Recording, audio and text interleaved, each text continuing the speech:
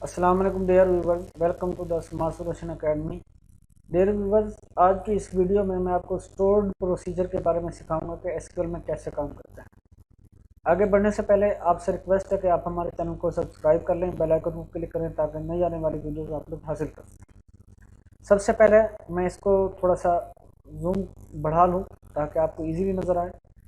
अब stored procedure के बारे में जानते हैं होता क्या है। Stored procedure is a prepared SQL code that you can save. एक पहले से प्रिपेयर किया हुआ एसक्यूएल कोड होता है जिसे आप सेव कर सकते हैं। So the code can be reuse over and over again. Code को इस्तेमाल कर सकते हैं बार बार। So if you have an SQL query, अगर आपके पास एसक्यूएल क्यूरी है that you write over and over again, जिसे आप बार बार लिख रहे हैं, save it as a stored procedure, उसे सेव करें स्टोर्ड प्रोसीजर के तौर पर। And then just call it to execute it, और जस्ट उसे कॉल करें स्टोर प्रोसीजर को और वो क्यूरी ऑटोमेटिकली एग्जीक्यूट हो जाएगी। You can also pass parameter to a store procedure, आप स्टोर प्रोसीजर को पैरामीटर भी पास कर सकते हैं। So that the stored procedure can act based on the parameter values that is passed, और store procedure क्या करेगा, उन वैल्यूज की बिहाफ पर वो क्या करेगा, अपना एक्शन लेगा और अपना प्रोसीजर जो है वो परफॉर्म करेगा। तो डियर व्यूवर्स, सबसे पहले मैं उस डेटाबेस को सिलेक्ट कर लेता हूँ जिस पे मैंने काम करना है। यूज टेस्ट डीबी, यहाँ पे एग्जीक्यूट करता हूँ इसको सिलेक्ट करके। और उसके आगे मैंने गो क्यों लिखा है, क्योंकि इसके नीचे अगर ये गो नहीं लिखता, देखें मैं इसको डिलीट कर देता हूँ, तो ये मुझे नीचे वाली पूरी एरर देना शुरू कर देती है। ठीक है, इनकरेक्ट सिंटैक्स कहती है, क्योंकि अब ये कंटिन्यूसली हम क्या कर रहे हैं, क्यूरी यूज कर रहे हैं। तो इसके लिए हम क्या करते हैं, इसको गो लिखकर, ताकि पता चले कि यहाँ पर ये क्यूरी खत्म हो गई है और अगली क्यूरी पे जा रहा है। गो का मतलब नेक्स्ट की तरफ जा रहा है। तो इस अब ये एरर खत्म हो गया। अब हम क्या करते हैं, क्रिएट प्रोसीजर। प्रोसीजर को क्रिएट करने का तरीका देखें, स्टोर प्रोसीजर को। Create procedure, SP short form है स्टोर प्रोसीजर का, और इम्प्लाई, हमने ये स्टोर प्रोसीजर का नाम रखा as select static from employee. हमने क्या किया कि हम चाहते हैं कि ये हमारे पास क्यूरी आ रही है बार बार, सेलेक्ट स्टैटिक फ्रॉम इम्प्लाई, जो आपने पीछे भी देखा। अब इसको एज ए स्टोर्ड प्रोसीजर हम क्या करते हैं, सेव कर लेते हैं, ताकि हम सिर्फ इसको कॉल करें और ऑटोमेटिकली जो है वो ये क्यूरी रन हो जाए। अब मैं क्या करता हूँ, क्रिएट किया है मैंने स्टोर्ड प्रोसीजर, ये देखें create procedure S P imply, ये प्रोसीजर का नाम है। एज लिखा, सेलेक्ट स्टैटिक फ्रॉम इम्प्लाई। अब मेरे पास यहाँ तक ये प्रोसीजर जो है कंप्लीट हो चुका है। अब मैं इसको एग्जीक्यूट करता हूँ, देखें मेरे पास कमांड कंप्लीटेड सक्सेसफुली। अब ये जो स्टोर्ड प्रोसीजर क्रिएट हुआ है, ये हुआ कहाँ है ये देखते हैं। टेस्ट डीबी में जाते हैं, यहाँ पर हमारे पास है प्रोग्राम एबिलिटी, इसे क्लिक करते हैं और इसके बाद हमारे पास पहला ऑप्शन है स्टोर्ड प्रोसीजर का। अब देखें इसमें एस पी इम्प्लाई के नाम से स्टोर्ड प्रोसीजर जो है सेव हो चुका है, जो हमने ये क्रिएट किया। अब ये जो गो कमांड है ये बता रही है कि हम अब नेक्स्ट क्यूरी पे जाएंगे। ये देखें, अब हमने क्या करना है, अगर मैं ये हटा दूं तो फिर अगली क्यूरी एरर देना शुरू कर देती। तो हमने कंटिन्यूसली जो क्यूरी यूज कर रहे हैं, तो उसके लिए हम क्या करते हैं, हर स्टेटमेंट के क्लोज होने के बाद हम गो लिखते हैं, ताकि अगला जो है वो प्रोसीजर जो है वो शुरू हो जाए। अब मैं क्या करता हूँ, अब मैंने क्या किया है, एग्जीक्यूट स्टोर प्रोसीजर। अब जो मैंने इस स्टोर प्रोसीजर को क्रिएट किया था और सेव किया था, अब मैं इसको एग्जीक्यूट करना चाह रहा हूँ। ये देखें एग्जी कमांड है और उस स्टोर प्रोसीजर का नाम लिखना है, तो ये ऑटोमेटिकली एग्जीक्यूट हो जाएगा। अब मैं इसको क्या करता हूँ, रन करता हूँ इस क्यूरी को सिलेक्ट करने के बाद। तो ये देखें, ये मेरे पास एम्प्लॉई जो टेबल था उसको सारा का सारा डाटा उसका सिलेक्ट करके ला कर दे दिए। अब हमने क्या किया, एक स्टोर प्रोसीजर सेव किया और उसको एग्जीक्यूट किया सिंपली। हमें कोई इतनी बड़ी क्यूरी लिखने की जरूरत नहीं है बार बार। सिलेक्ट स्टैटिक फ्रॉम एम्प्लॉई जो था, ये हमने as a store procedure save कर लिया। अब हमारे पास इस प्रोसीजर को मॉडिफाई कैसे करना है। मिसाल के तौर पर ये मैं प्रोसीजर लेता हूँ, अल्टर प्रोसीजर। पहले जैसे हम टेबल को अल्टरनेट करते थे यानी मॉडिफाई करते थे, तो alter procedure S P employee, उस प्रोसीजर का नाम as select static from employee where employee ID equal to 5। हमने अब कौन सा एम्प्लॉय सेलेक्ट करना है, जिसकी आईडी क्या हो, 5 हो। अब हमने क्या बता दी, इसमें कंडीशन बता दी। अब मैं क्या करता हूँ, इसको जो पहले से हमारे पास सेव था प्रोसीजर एसपी एम्प्लॉय, उसको हमने क्या किया, मॉडिफाई किया अल्टर कमांड के जरिए। इसको एग्जीक्यूट करता हूँ, देखें कमांड कंप्लीटेड सक्सेसफुली। अब मैं क्या करता हूँ, इसी को एग्जीक्यूट करता हूँ, ये देखें अब हमारे पास पूरे का पूरा डाटा नहीं आ रहा, जबकि हमने जो कंडीशन बताई थी एम्प्लॉय आईडी इक्वल टू 5, वही एम्प्लॉय आईडी की जो 5 जो वैल्यू है वो सारी रोज हमें निकाल कर ला कर देगी उसमें। एम्प्लॉय 5 का तमाम डाटा जो है हमारे पास आ गया, यहाँ पर हमने कंडीशन बतानी थी। अब हमने क्या किया, क्रिएट प्रोसीजर कर लिया और उसको मॉडिफाई कर लिया। इस तरह से हम मॉडिफाई भी कर सकते हैं। अब हम क्या करते हैं, create procedure SP department details, हमने एक प्रोसीजर और क्रिएट किया जिसमें डिपार्टमेंट की डिटेल आएगी, जिसमें एज क्यूरी दी है सिलेक्ट स्टैटिक फ्रॉम डिपार्टमेंट। अब इस प्रोसीजर में ये देखें गो कमांड नहीं है, यहाँ पर ये प्रोसीजर क्लोज हो गया है। अब मैं क्या करता हूँ, इसे क्या करता हूँ, एग्जीक्यूट करता हूँ। नहीं, हमारे पास कमांड कंप्लीटेड सक्सेसफुली। अब हमारे पास देख लें कि ये प्रोसीजर जो है किस नाम से, SP department detail stored procedure, SP short form है स्टोर्ड प्रोसीजर का। अब मैं इसको रिफ्रेश करता हूँ और यहाँ पर आकर देखता हूँ क्या ये क्रिएट हो चुका है कि नहीं हो चुका। अब मैं क्या करता हूँ, प्रोग्रामेबिलिटी और स्टोर्ड प्रोसीजर में ये देखें department SP department detail create हो चुका है।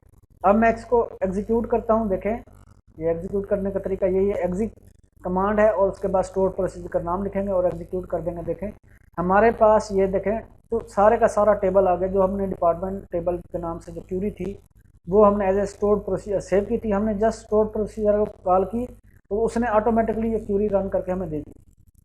अब हम क्या करते हैं, नेक्स्ट पे जाते हैं। इसी तरह प्रोजेक्ट का मैं क्रिएट करता हूँ। देखें प्रोजेक्ट का मैंने क्या किया, क्रिएट अब इसमें देख लें मैंने प्रोसीजर पूरा नहीं लिखा। देखें यहाँ पर प्रोसीजर पूरा लिखा था, क्रिएट प्रोसीजर। अब यहाँ पे लिखा था क्रिएट प्रो, इसके जरिए भी हम प्रोसीजर क्रिएट कर सकते हैं as select static from projects. यहाँ पर ये प्रोसीजर की क्यूरी जो है वो कंप्लीट हो चुकी है। अब मैं क्या करता हूँ, इसको एग्जीक्यूट करता हूँ। देखें यहाँ पर अब ये मेरे पास कमांड कंप्लीटेड सक्सेसफुली। अब मेरे देखते हैं यहाँ पर क्रिएट हो चुका है। अब देखते हैं रिफ्रेश करके टेस्टडीबी में प्रोग्रामेबिलिटी और स्टोर्ड प्रोसीजर में देखें प्रोजेक्ट के नाम से क्या हो रहा है, हमारे पास स्टोर्ड प्रोसीजर जो है क्रिएट हो चुका है। अब मैं इसको एग्जीक्यूट करता हूँ, एग्जीक्यूट एसपी प्रोजेक्ट्स के नाम से। ये देखें ये मेरे पास एग्जीक्यूट हो गया। अब ये देखें इसमें तमाम डाटा आ रहा है प्रोजेक्ट का। अब हमारे पास देखें नेक्स्ट जो है हमारे पास हमने क्या किया, create stored procedure with a single parameter and where clause. Single parameter के साथ वेयर क्लॉज का भी इस्तेमाल करेंगे और प्रोसीजर को क्रिएट करेंगे। सबसे पहला काम ये करते हैं, देखें अब मैं इसको थोड़ा सा गो को साइड पे कर लेता हूँ। जो हमारे पास एक्चुअल क्यूरी है जो स्टोर प्रोसीजर की वो ये है, create proc SP employee data stored procedure. Initial जो एसपी लिखा है ताकि पता चले कि ये स्टोर्ड प्रोसीजर है। एम्प्लॉय डाटा चाहिए और ये हमारे पास पैरामीटर है @एम्प्लॉय आईडी इंट। हमने इसको क्या किया, इंट डिक्लेयर करवा दिया। अगर एक से ज़्यादा होगा तो उसको कॉमा के साथ हम सेपरेट करते जाएंगे और इसी तरह डिक्लेयर करते जाएंगे। अब हमें एम्प्लॉय आईडी जो है एज ए इंट डिक्लेयर कर दिया। अब इसके बाद एज लिखा, फिर उसके बाद select static from employ where command दी और एम्प्लॉय आईडी इक्वल टू ये पैरामीटर जो आएगा हमारे पास एम्प्लॉय आईडी, उसके मुताबिक वो क्या करेगा, हमें डाटा ला कर दे देगा। कहाँ से, एम्प्लॉय टेबल में से। अब ये जो प्रोसीजर मैं क्रिएट कर रहा हूँ ये एक क्या है, पैरामीटर के साथ हम क्रिएट कर रहे हैं। अब मैंने क्या किया, सिर्फ क्या किया, क्रिएट प्रोसीजर, ये प्रोसीजर का नाम लिखा यहाँ पे। उसके बाद साइन के साथ हमने क्या किया, इससे पता चलता है कि ये पैरामीटर है। एम्प्लॉय आईडी बताया और इंट बता दिया। उसके बाद as select static from employ where employee ID equal to employee ID. अब मैं इसको क्रिएट करता हूँ यहाँ से। देखें अब मेरे पास ये जो स्टोर प्रोसीजर एम्प्लॉय डाटा देखते हैं क्रिएट हो चुका है। इसको रिफ्रेश करते हैं, डेटाबेस में जाता हूँ, टेस्टडीबी में, प्रोग्रामेबिलिटी में और यहाँ पे स्टोर प्रोसीजर में। देखें हमारे पास एसपी यहाँ पर एम्प्लॉय डाटा जो है वो क्रिएट हो चुका है। ये देखें अब मैं क्या करता हूँ, इसको एग्जीक्यूट करना है। एग्जीक्यूट करने के लिए हमें पता है कि पहले क्या लिख रहे थे, एग्जिट और उसका स्टोर प्रोसीजर का नाम। अब हमें एक पैरामीटर भी देने की जरूरत है। हम क्या करेंगे, इसको पैरामीटर देंगे। क्या करेंगे, इसको पैरामीटर देंगे एम्प्लॉय आईडी इक्वल टू 3। जो जिस एम्प्लॉय आईडी की चाहिए हमें डाटा, यहाँ पर 3 लिखा है, हमने 3 एम्प्लॉय का डाटा चाहिए। तो वो उसका डाटा ला कर दे देगा हमें। एग्जीक्यूट करते हैं, देखें यहाँ पर पैरामीटर पास हुआ है किसको, इस प्रोसीजर को, और उसके ज़रिए हमने क्या किया, ये क्यूरी रन की है, रन होगी ऑटोमेटिकली। उसके बाद हमें 3 एम्प्लॉय ID 3 का जो है वो सारे का सारा डाटा ला कर दे दिया उसने। इस पे कौन है, इकरा है, उसका नाम लास्ट नेम आरिफ है, फीमेल है, और इतनी सैलरी दे रही है, और डिपार्टमेंट ID 4 है। इसी तरह create store procedure with multiple parameter and where class. Multiple parameter कैसे देंगे और वेयर क्लास का कैसे इस्तेमाल करेंगे, आइए देखते हैं। सबसे पहले मैं क्या करता हूँ, इस गो को जो है नीचे कर लेता हूँ। क्यों इस गो का इस्तेमाल बार बार क्यों हो रहा है, क्योंकि वो पता चलता है कि उससे नेक्स्ट क्यूरी पे जा रहे हैं हम। अगर ये ना लिखूँ तो फिर ये एरर देना शुरू कर देता है। इस वजह से हमने कंटिन्यूसली जो क्यूरी यूज़ कर रहे हैं हम, उसके लिए हम क्या करते हैं, गो का जो है इस्तेमाल करते हैं। Create procedure SP employee detail, उसके बाद हमने क्या किया, @एम्प्लॉय ID इंट, उसके बाद एक और दिया department ID department int. Department ID जो है वो इंट के तौर पर लिया हमने। 2 जो है पैरामीटर हमने ले लिए कोमा के बाद। उसके बाद as select static from employee, हमने क्या करना है, सेलेक्ट स्टैटिक फ्रॉम एम्प्लॉय से सारा कुछ सेलेक्ट करना है। Where employee ID equal to @employee ID और department ID equal to @department ID। इन दोनों में से कोई भी एक कंडीशन ट्रू हो या दोनों ट्रू हो तो वो दोनों का डाटा निकाल के हमें ला देगा। अब मैं क्या करता हूँ, इसको क्रिएट करता हूँ, ये देखें। अब मैं इसको रन करता हूँ, एग्जीक्यूट करता हूँ, कमांड कंप्लीटेड सक्सेसफुली। अब हमने क्या किया, एक प्रोसीजर को क्रिएट किया जिसका नाम था SP डिटेल। उसके लिए 2 पैरामीटर दिए, एक एम्प्लॉय ID इंट दिया, उसकी डाटा टाइप बताई, फिर डिपार्टमेंट ID उसकी डाटा टाइप बताई इंट, और साइन जो है शुरू में लगा दिया। As select static from employee, ये क्यूरी बताई है। Where employee ID equal to @employee ID, department ID equal to department ID दे दी। और ये और जो है हमने लॉजिकल ऑपरेटर है इसलिए दिया कि दोनों में से कोई एक कंडीशन ट्रू हो या दोनों कंडीशन ट्रू हो तो उनका डाटा निकाल के ला दें। अब हमारे पास किस नाम से, SP एम्प्लॉय डिटेल्स के नाम से जो है स्टोर प्रोसीजर क्रिएट हो चुका है। अब इसको मैं रिफ्रेश करता हूँ, तो यहाँ पे जाता हूँ, देखता हूँ कि हो चुका है कि नहीं हो चुका। टेस्ट DB में, प्रोग्रामेबिलिटी में और स्टोर प्रोसीजर में, ये देखें हमारे पास SP एम्प्लॉय डिटेल्स के नाम से ये क्रिएट हो चुका है। अब मैं इसको एग्जीक्यूट करता हूँ। एग्जीक्यूट करते हुए देखें मेरे पास अब 2 पैरामीटर दिए, पहले एक पैरामीटर देना पड़ा था, अब 2 parameter, @employee ID equal to 5, @department ID equal to ये जो है 6 दे दी। यानी ऐसा एम्प्लॉय जिसकी एम्प्लॉय ID 5 हो या डिपार्टमेंट ID 6 हो तो वो एम्प्लॉय हमें निकाल कर ला दे। अब मैं क्या करता हूँ, इसको एग्जीक्यूट करता हूँ।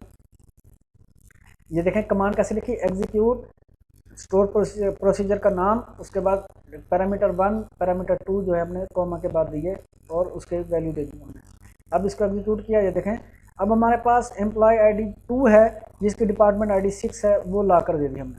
ये एक कंडीशन ट्रू हुई, और दूसरी कंडीशन ये ट्रू हुई कि एम्प्लॉय ID 5 है, उसका डाटा उसने निकाल कर हमें सारा का सारा ला दिया। और कंडीशन थी इसमें क्या था, लॉजिकल ऑपरेटर, पहले आपने पढ़ा इसके बारे में कि और दोनों कंडीशन ट्रू हो या कोई एक कंडीशन ट्रू हो तो वो क्या करेगा, उसको एग्जीक्यूट कर देगा, हमें डाटा वो ला कर दे देगा।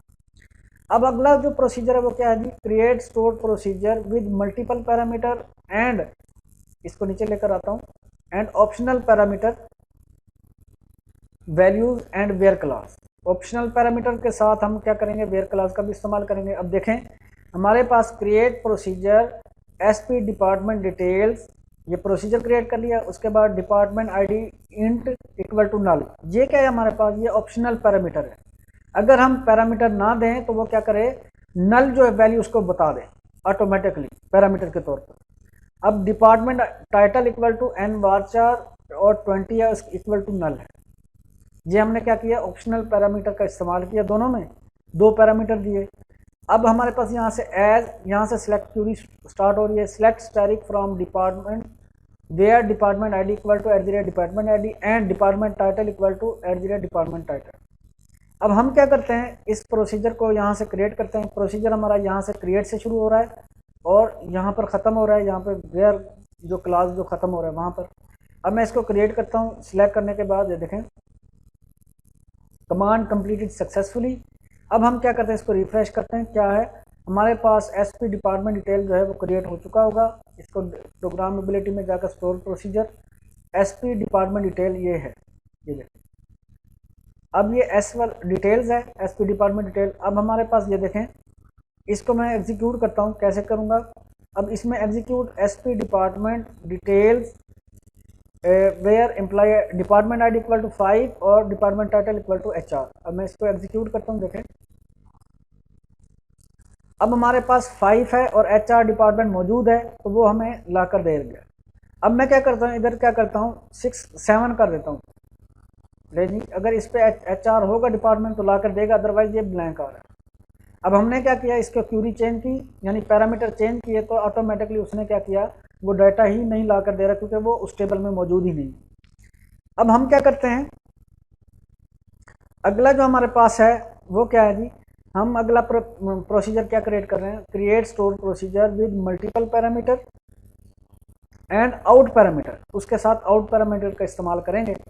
आउट क्या करता है कि उस क्यूरी में से कोई डाटा निकाल कर जो है वो आउट, जो कि हमारे पास वेरिएबल है, उसको ला कर दे देगा। हम क्या करेंगे, आउटपुट के तौर पर एक वैल्यू लेना चाह रहे हैं, ठीक है जी। तो हम क्या करते हैं, आउटपुट या आउट जो है इसका पैरामीटर का इस्तेमाल करेंगे। अब हमारे पास ये देखें, ये प्रोसीजर है create procedure SP department count. हमें डिपार्टमेंट का काउंट करना चाहिए कि हमारे पास कितने डिपार्टमेंट जो हैं हमारी कंपनी में मौजूद हैं।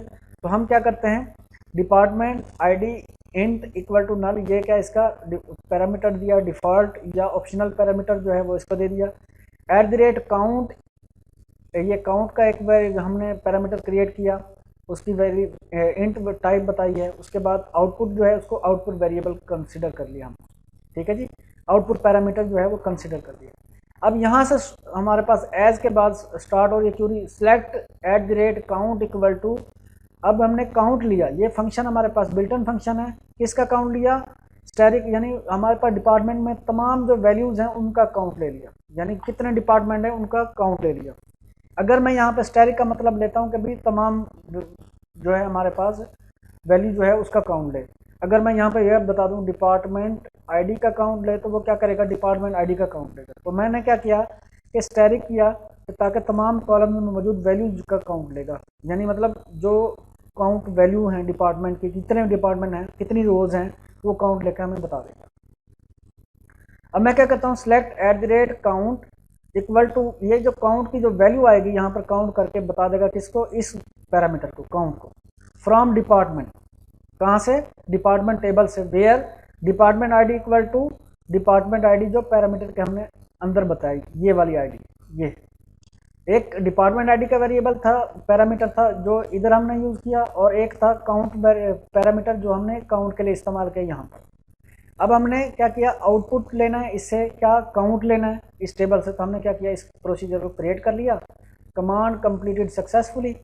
अब हम क्या चाहते हैं, इसको एग्जीक्यूट करना चाहते हैं। अब हमारे पास यहाँ पर देखें, एग्जीक्यूट स्टोर प्रोसीजर कैसे करेंगे, इसके लिए आउटपुट के लिए declare eight the rate count int, count को डिक्लेयर कराया एट द रेट काउंट के तौर पर। उसके बाद हमने यहाँ किया, इसका अंडरस्कोर जो है मैं हटा देता हूँ, एसपी डिपार्टमेंट काउंट जो है हमारे पास जो प्रोसीजर है वो था। अब मैं इसको एग्जीक्यूट करने लगा हूँ, execute department count at department ID equal to 5, ठीक है जी। और डिपार्टमेंट का काउंट बताए, और हमें क्या करे, डिपार्टमेंट की आईडी जो 5 है वो शो कराए। अब एट द रेट काउंट और एट द रेट ये काउंट इक्वल टू, ये देखें एट द रेट काउंट के पास ये कौन सा आउटपुट आ जाए, ये जो पैरामीटर हमने ये दिया था काउंट वेरिएबल का आउटपुट पैरामीटर दिया था हमने, इसकी जो वैल्यू है वो किसके पास आ जाए, जो हमने ये डिक्लेयर करवाया, ठीक है जी, काउंट वेरिएबल। यहाँ पर काउंट ए भी कर सकते हैं, कुछ भी कर सकते हैं, डिक्लेयर करवा सकते हैं। तो हमने क्या किया, इसकी वैल्यू इसको दे दी।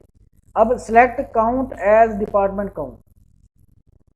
अब ये काउंट जो है हमने क्या किया, सिलेक्ट किया एज ए डिपार्टमेंट काउंट, यानी इसको कॉलम के तौर पर, यानी डिपार्टमेंट का काउंट लेके इसको बता दे। अब मैं यहाँ पर ये देखें, इसको एग्जीक्यूट करता हूँ,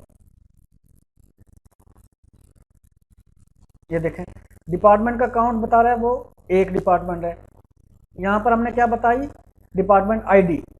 अगर मैं क्या करता हूँ, तमाम डिपार्टमेंट का काउंट बताता हूँ, मिसाल के तौर पर हमने इधर कंडीशन बता दिया, देखें वेयर क्लास बता दी। अब हम क्या करते हैं, एक और प्रोसीजर क्रिएट कर लेते हैं, मिसाल के तौर पर इसको मैं कॉपी कर लेता हूँ, देखें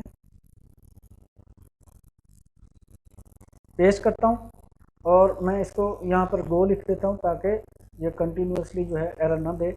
अब यहाँ पर देखते हैं, अब मैं यहाँ पे इसका डिपार्टमेंट का ऑल डिपार्टमेंट काउंट, यहाँ पे ऑल कर लो, ऑल डिपार्टमेंट काउंट है। अब मैं क्या करता हूँ, एक ही वेरिएबल आउटपुट के तौर पर लेता हूँ। अब मैं यहाँ पर ये वाला जो वेरिएबल है हटा देता हूँ, ठीक है जी। अब ये क्या किया हमने, काउंट करके इसको दे दिया। अब वेयर क्लास मैं नहीं बता रहा, यहाँ पर वेयर क्लास को हटा देता हूँ ताकि मेरे पास तमाम डिपार्टमेंट का जो है वो काउंट दे। पहले क्या किया हमने, वेयर क्लास के साथ डिपार्टमेंट आईडी बताई, उसने क्या किया 5 डिपार्टमेंट वाले जितने भी थे उसका काउंट, वो एक था 5 डिपार्टमेंट, तो उसने क्या किया उसका काउंट बता दिया। अगर इसमें कोई हमने करेक्टर वैल्यू इस्तेमाल करते ताकि वो उससे क्या करता है उसका काउंट बता देता है, ठीक है जी। अब हम क्या करते हैं, यहाँ पे ये प्रोसीजर जो है क्रिएट करते हैं, ये देखें। अब ये कमांड कंप्लीट सक्सेसफुली। अब मैं क्या करता हूँ, डिक्लेयर, अब मैं काउंट यहाँ पे ए काउंट लिख देता हूँ, ए काउंट, ठीक है जी। यहाँ पर मुझे जितना भी चाहिए ए काउंट, ठीक है। और बाकी जो मुझे डिपार्टमेंट आईडी थी उसका जो मैं यहाँ पर वैल्यू नहीं दी, मैं इसको हटा देता हूँ, यहाँ पे ए काउंट लिखता हूँ ताकि वो इजीली जो है अंडरस्टैंड कर सके। ये डिपार्टमेंट काउंट हमने क्या किया, वो प्रोसीजर को एग्जीक्यूट करना है, कौन से वाले को, ये देखें। इस प्रोसीजर का हमने नाम जो है वो सही नहीं रखा था, देखें। इसको एग्जीक्यूट करना था, हमारे पास मिस्टेक ये हो रही थी। अब मैं इसको एग्जीक्यूट करता हूँ, देखें क्या करता है। ये देखें 10 डिपार्टमेंट है हमारे पास, इसका काउंट वो लाकर हमें दे रहा है। हमने क्या किया था, एक मिस्टेक कर रहे थे जिसकी वजह से हमारा ये क्यूरी जो है वो 0 ला रही थी, क्योंकि हमारे पास जो प्रोसीजर जो कॉल कर रहे हैं उसका नाम हमने सही नहीं रखा था, जो हमारे पास ये SP ऑल डिपार्टमेंट काउंट है। अब मेरे पास ये प्रोसीजर क्रिएट हो गए हैं। अब मैं किसी भी प्रोसीजर को डिलीट करना चाहता हूँ तो मैं क्या करता हूँ, तो drop procedure SP department details. अब हमारे पास यहाँ पर SP डिपार्टमेंट डिटेल मौजूद है। अब मैं क्या करता हूँ, इसको डिलीट करना चाहता हूँ, ड्रॉप करना चाहता हूँ तो इस क्यूरी से कर सकता हूँ। अब मैं ये वाला करना चाहता हूँ, मिसाल के तौर पर SP ऑल डिपार्टमेंट काउंट जो है इसको डिलीट करना चाहता हूँ। ये देखें, मैं यहाँ पर इसको कॉपी करके पेस्ट कर देता हूँ, तो मैं इसको भी डिलीट कर सकता हूँ। ये देखें, कमांड कंप्लीटेड सक्सेसफुली। अब मैं इसको रिफ्रेश करता हूँ, अब देखता हूँ डाटाबेस में जाकर कि मेरे पास ये प्रोसीजर है भी कि नहीं। स्टोर प्रोसीजर, ये देखें यहाँ पर हमारे पास SP ऑल डिपार्टमेंट काउंट का कोई भी नहीं होगा, ये देखें कोई भी नहीं है हमारे पास। दोबारा से इसको मैं क्रिएट करना चाहूँ तो दोबारा से मैं यहाँ से क्रिएट भी कर सकता हूँ। अब यहाँ पे डिक्लेयर करवाया और ये हम एग्जीक्यूट भी करवा दिया। 10 डिपार्टमेंट का काउंट आ रहा है। अब हमने क्या किया, ये देखें कैसे एग्जीक्यूट किया। डिक्लेयर एक वेरिएबल लिया, इंट टाइप बताई, उसके बाद एग्जीक्यूट कमांड के जरिए हमने क्या किया, प्रोसीजर का नाम लिखा, उसके बाद काउंट एक आउटपुट वेरिएबल के जरिए जो हमारे पास डाटा आ रहा है वो जो हमने डिक्लेयर करवाया ये वेरिएबल, इसको मैंने दे दिया, ठीक है जी। अब ये क्या करता है, हमारे पास काउंट ऑल करके जो हमारे पास जो वैल्यू आ रही है इसको क्या करेगा, वो ऑटोमेटिकली रन करके हमें दे देगा एज ए डिपार्टमेंट काउंट, ठीक है जी। ये था हमारे पास प्रोसीजर जो हमने क्या किया, एक आउटपुट के तौर पर हमने पैरामीटर यूज़ किया, उसके जरिए हमने क्या की वैल्यू निकाल कर इसको दे दी। अब हम क्या करते हैं, हमारे पास जो है ये वैल्यू आ गई, ये प्रोसीजर क्रिएट कर लिए हमने, उसको डिलीट भी कर दिया हमने ड्रॉप कमांड के जरिए। डियर व्यूअर्स, आप इसकी जो बार-बार है प्रैक्टिस करें। अगर आपके जहन में कोई क्वेश्चन हो तो कमेंट बॉक्स में पुट करें ताकि आपको रिप्लाई कर सकें। और हमारी वीडियो को लाइक करना, शेयर करना और चैनल को सब्सक्राइब करना ना भूलिएगा। Thank you for watching.